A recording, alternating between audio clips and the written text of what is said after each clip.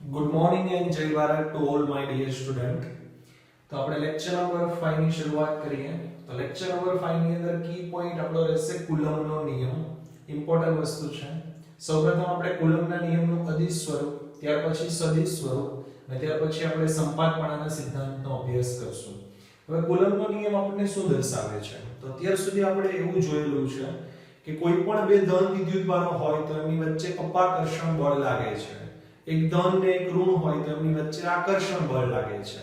પણ એ બંને જે બળ લાગે છે, આકર્ષણ કે અપાકર્ષણ, એનું મૂલ્ય કેટલું હોય એની હજી સુધી આપણે વાત કરી નથી. તો કોઈ પણ બે બિંદુવત વિદ્યુતભારો વચ્ચે લાગતા બળનું મૂલ્ય જે છે એ કુલમ્બના નિયમની મદદથી નક્કી કરી શકાય છે. તો જોઈએ કે કેવી રીતે મૂલ્ય નક્કી કરી શકાય. તો એક્ઝામ્પલ તરીકે આપણી પાસે બે બિંદુવત વિદ્યુતભારો છે Q1 અને Q2. બંને વચ્ચેનો ડિસ્ટન્સ છે r. તો આ બંને વિદ્યુતભારો જો ધન હશે તો અપાકર્ષણ બળ લાગશે, એક ધન એક ઋણ હશે તો આકર્ષણ બળ લાગશે. તો આ બંને વિદ્યુતભારો વચ્ચે લાગતું બળ જે છે એ કુલમ્બના નિયમની મદદથી મેળવી શકાય. તો અહીંયા નિયમ મેં લખેલો છે કે બે બિંદુવત વિદ્યુતભારો વચ્ચે લાગતું બળ એ તેમની વચ્ચેના અંતરના વર્ગના વ્યસ્ત પ્રમાણમાં હોય છે. એટલે કે F proportional to 1/r², અંતરના વર્ગના વ્યસ્ત પ્રમાણમાં. અને વિદ્યુતભારના માન એટલે મૂલ્યના ગુણાકારના સમપ્રમાણમાં. એટલે આ બંને વિદ્યુતભારના મૂલ્યના ગુણાકારના સમપ્રમાણમાં, એટલે F proportional to Q1 Q2. તો અહીંયા શું થઈ જશે? આ બંનેને કમ્બાઈન કરશો તો F proportional to Q1 Q2 r². Proportional ની સાઇન દૂર કરશો તો એક અચળાંક દાખલ થશે k, રાઈટ? તો આ જે k અચળાંક છે એને આપણે કહીશું કુલમ્બ અચળાંક. અને આ કુલમ્બ અચળાંકનું મૂલ્ય આપણે ડાયરેક્ટ યાદ રાખવાનું છે 8.98 × 10⁹. એનો એકમ થશે ન્યૂટન મીટર સ્ક્વેર કુલમ્બ -2. આ એકમ કેવી રીતે મેળવી શકાય? તો અહીંયા k ને સૂત્રનો કરતા બનાવી દો એટલે તમને એકમ મળી જશે. r² ઉપર જશે અને Q1 Q2 નીચે આવશે. એટલે આ મુજબનો એકમ મળી જશે. 8.98 ને એપ્રોક્સિમેટ 9 લખી શકાય. એટલે વ્યવહારિક હેતુ માટે આપણે આ વેલ્યુ યુઝ કરશું 9 × 10⁹ વાળી, રાઈટ? એ ઉપરાંત આ જે કુલમ્બ અચળાંક છે એની જગ્યાએ લખી શકાય 1/4πε0. વિદ્યુતને લગતા ઘણા સૂત્રોને સરળ બનાવવા માટે k ની જગ્યાએ 1/4πε0 લખી શકાય છે. આને શું વાંચશું? એપ્સિલોન નોટ એટલે થશે શૂન્ય અવકાશની પરમિટિવિટી. હવે શૂન્ય અવકાશની આ પરમિટિવિટી એટલે વળી શું? આ કેવા વીટીની વાત થાય છે? પરમિટિવિટી મતલબ that is a one type of permission. અહીંયા જો બંને વિદ્યુતભારો જે છે એને આપણે અત્યારે શૂન્ય અવકાશમાં રાખેલા છે એટલા માટે આ મુજબનું સૂત્ર બને છે, રાઈટ? પણ જો એમની વચ્ચે કોઈ અવાહક માધ્યમ મૂકી દેવામાં આવે તો એમની વચ્ચે લાગતા બળનું મૂલ્ય બદલાઈ જશે, જે આપણે લેટર 1 જોશું. પણ અત્યારે તમારે એટલું જ યાદ રાખવું પડશે કે પરમિટિવિટી જે છે એ બે વિદ્યુતભારો વચ્ચે જે માધ્યમ છે એ માધ્યમનો ગુણધર્મ છે અને એની વેલ્યુ 8.854 × 10⁻12 એટલે જો એની વેલ્યુ ખૂબ જ નાની છે. અને એનો એકમ શું થશે? તો એનો એકમ તમે અહીંથી બનાવી શકો. એપ્સિલોન નોટ ને ઉપર જવા દો, k ને નીચે લઈ લો તો k કરતા એનો એકમ વ્યસ્ત થઈ જશે કે નહીં? તો coulomb square newton inverse metre -2.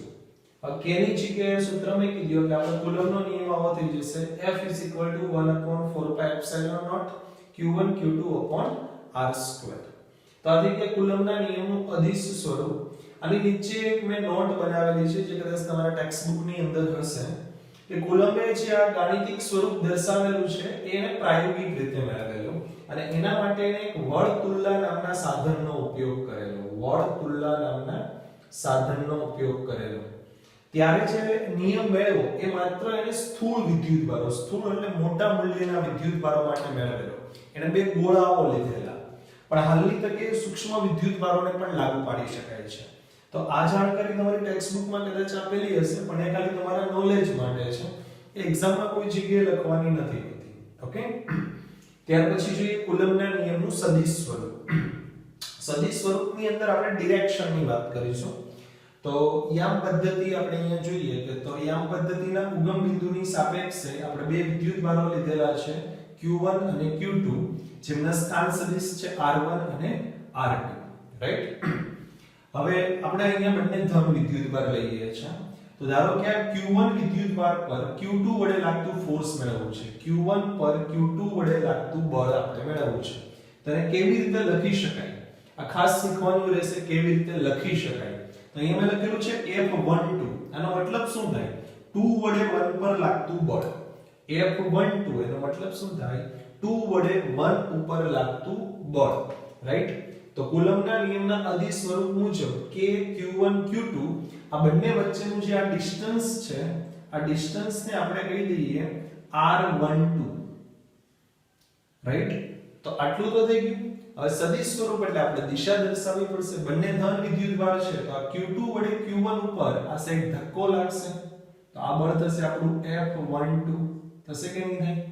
તો આપણે આ ડિરેક્શન બતાવવી પડશે કે આ કઈ દિશામાં ફોર્સ લાગી રહ્યું છે.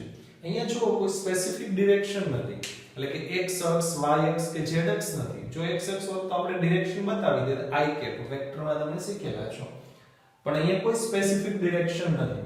આપણે શું કરીએ કે આ બંને વચ્ચેનું જે આ અંતર છે એને આપણે સ્થાનાંતર સદિશના સ્વરૂપમાં દર્શાવીએ. તમને ખ્યાલ હશે સ્થાનાંતર સદિશ એટલે શું થાય? સ્થાનાંતર સદિશ, સ્થાનાંતર સદિશ. તો સ્થાનાંતર સદિશ એટલે થશે અંતિમ સ્થાન માઈનસ પ્રારંભિક સ્થાન. આવું થાય કે નહીં? તો આ Q2 છે એના આ બાજુ ધક્કો લગાવે છે, તો હું અહીંયા સ્થાનાંતર સદિશ દર્શાવું છું R12. મેં સ્થાનાંતર સદિશ દર્શાવેલો છે R12. તો R12 એટલે શું થશે? અંતિમ સ્થાન માઈનસ પ્રારંભિક સ્થાન. તો આ એરો જે છે એ શું દર્શાવે છે? આપણને અંતિમ સ્થાન. અને આ પોઈન્ટ આપણને શું દર્શાવે છે? પ્રારંભિક સ્થાન. તો અંતિમ સ્થાન એટલે R1 અને પ્રારંભિક સ્થાન એટલે R2. તો આપણો સ્થાનાંતર સદિશ થઈ ગયો R12 R1 R2. ખાસ યાદ રાખજો, રાઈટ? હવે કોઈ પણ દિશા દર્શાવવા માટે એ સદિશની દિશામાં એકમ સદિશ દર્શાવવાનો થશે. તો આ થશે R12. જો આપણે x અક્ષની દિશા દર્શાવવા માટે એની દિશામાં એકમ સદિશ દર્શાવીએ છીએ ને i કેપ, તો એમ આ R12 ની દિશા દર્શાવવા માટે એકમ સદિશ લેશું R12. અને આવી રીતે પણ લખી શકાય સદિશ R12 ના છેદમાં એનું મૂલ્ય. થશે કે નહીં? તો આ જે ફોર્સ લાગે છે F12 એ કઈ ડિરેક્શનમાં લાગે છે? તો કે એકમ સદિશ R12 ની દિશામાં. તો અહીંયા આપણે દિશા દર્શાવી દીધી. કોઈ પણ સદિશ રાશિને દર્શાવવા માટે શું કરવું જોઈએ? ધારો કે સદિશ A છે તો એનું મૂલ્ય અને એની દિશાનો એકમ સદિશ. તો અહીંયા મેં એનું આ મૂલ્ય દર્શાવ્યું. આટલો ભાગ જે છે એ મૂલ્ય છે અને આ જે છે એની દિશા દર્શાવે છે, રાઈટ? તો અહીંયા મૂલ્ય અને દિશા સાથે મેં બળ F12 જે છે એ દર્શાવી દીધેલું છે. હવે R12 છે એની કિંમત જો તમે અહીંયા મૂકી દેશો તો આ સૂત્ર જે છે મેં આવું થઈ જશે k Q1 Q2 ના છેદમાં R12 નો ક્યુબ થઈ જશે. અહીંયા આ વેલ્યુ મેક્સો તો અને અહીંયા જે છે અહીંયા આવી જશે R12. એક આવું સ્વરૂપ પણ લખી શકાય આ ક્યુબ વાળું. પણ બને ત્યાં સુધી આ સ્વરૂપ યાદ રાખજો, એ તમારા માટે ઈઝી રહેશે. હવે આપણે જોઈએ આ Q2 પર Q1 વડે લાગતું ફોર્સ, તો એ પણ અપાકર્ષણ બળ આ બાજુ લગાવશે F21. 1 વડે 2 પર લાગતું ફોર્સ, તો Q2 પર Q1 વડે લાગતું બળ F21. અને ખાસ ધ્યાન રાખજો કેવી રીતે લખી શકાય. તો અહીંયા મૂલ્ય k Q1 Q2 R1. હવે આ દિશાને કઈ દિશા કહેશું? જો આપણી આ દિશા જે છે આ દિશા એ R12 ની દિશા છે, તો આ એનાથી વિરુદ્ધ દિશા થશે, તો એને હું -R12 કહી શકું. આ માઈનસ નિશાની જે છે આગળ લઈ લો તો આની જગ્યાએ F12 લખી શકાય. તો અહીંયા શું રિલેશન મળે છે? F21 -F21. તો અહીંયા કહી શકાય કે અહીંયા પણ ન્યૂટનના ત્રીજા નિયમનું પાલન થાય છે. એટલે કે આ બંને બળો જે છે એ સમાન મૂલ્યના અને પરસ્પર વિરુદ્ધ દિશાના છે. હવે અહીંયા જો મેં બે જ ઇક્વેશન લખેલા છે અને શરૂઆતમાં એક જ વસ્તુ સમજાવેલી છે, R સદિશ એટલે કે આપણો સ્થાનાંતર સદિશ R12, રાઈટ?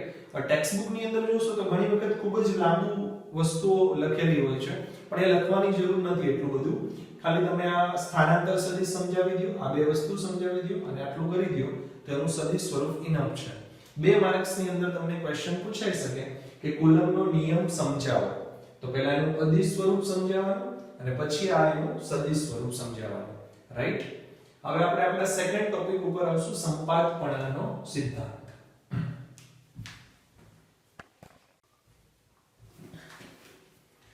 તો હવે જોઈએ સંપાતપણાનો સિદ્ધાંત. તો સંપાતપણાનો સિદ્ધાંત આઈ થિંક મેં તમને 11th સ્ટાન્ડર્ડમાં પણ ભણાવેલો છે, પણ જોઈ લઈએ અહીંયા વિદ્યુતભાર માટે કેવી રીતે આવે છે. તો આ નિયમ શું કહે છે? સંપાતપણાનો સિદ્ધાંત આપણને શું શીખવાડે છે?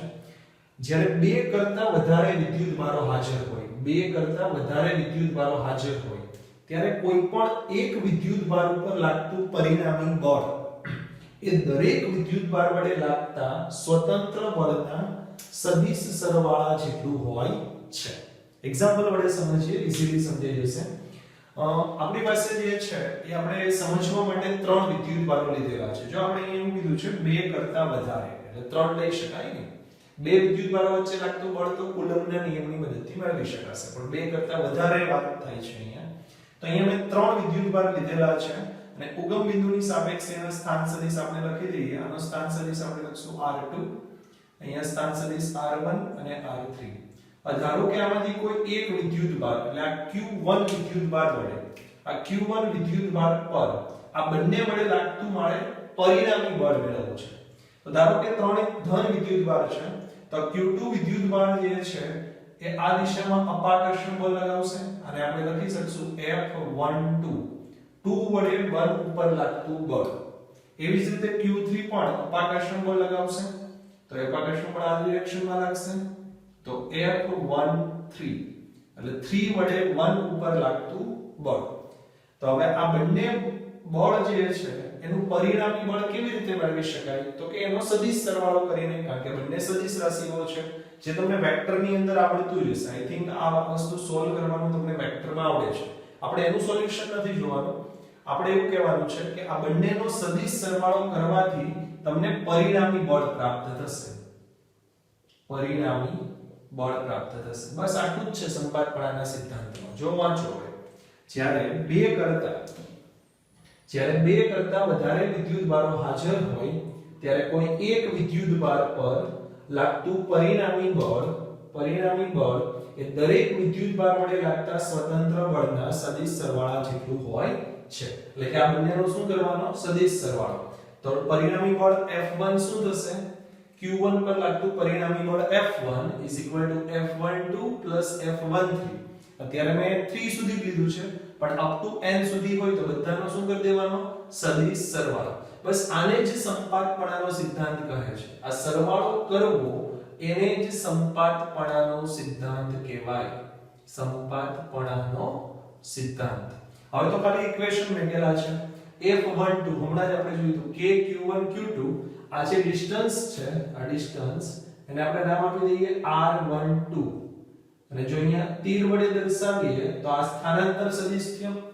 સ્થાનાંતર સદિશ એટલે અંતિમ સ્થાન માઈનસ પ્રારંભિક સ્થાન. તો R12 દિશા થશે R12.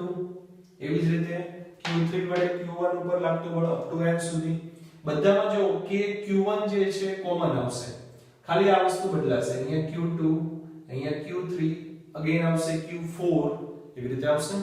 તો કે Q1 જે છે એને કોમન કાઢી લઈએ અને આની જગ્યાએ આપણે I લખીએ તો I 1 થી n. ચલો સોરી I 2 થી n.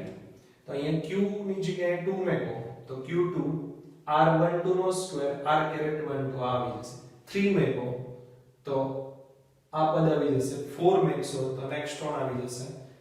તો બસ સંપાતપણાના સિદ્ધાંતની અંદર આટલી જ વસ્તુ છે. ઓકે, હવે વિદ્યાર્થી મિત્રો તમને એક રિક્વેસ્ટ છે, દરેક વસ્તુનો સ્ક્રીનશોટ લઈ લેજો. આના પહેલાના લેક્ચરમાં બી મેં કીધેલું છે, સ્ક્રીનશોટ લઈ લેજો, સારી બુક બનાવજો અને વ્યવસ્થિત લખજો, કારણ કે આ ચેપ્ટર ફરી વખત નહીં ચાલે અને મોસ્ટ ઇમ્પોર્ટન્ટ ચેપ્ટર છે આપણું. ઓકે,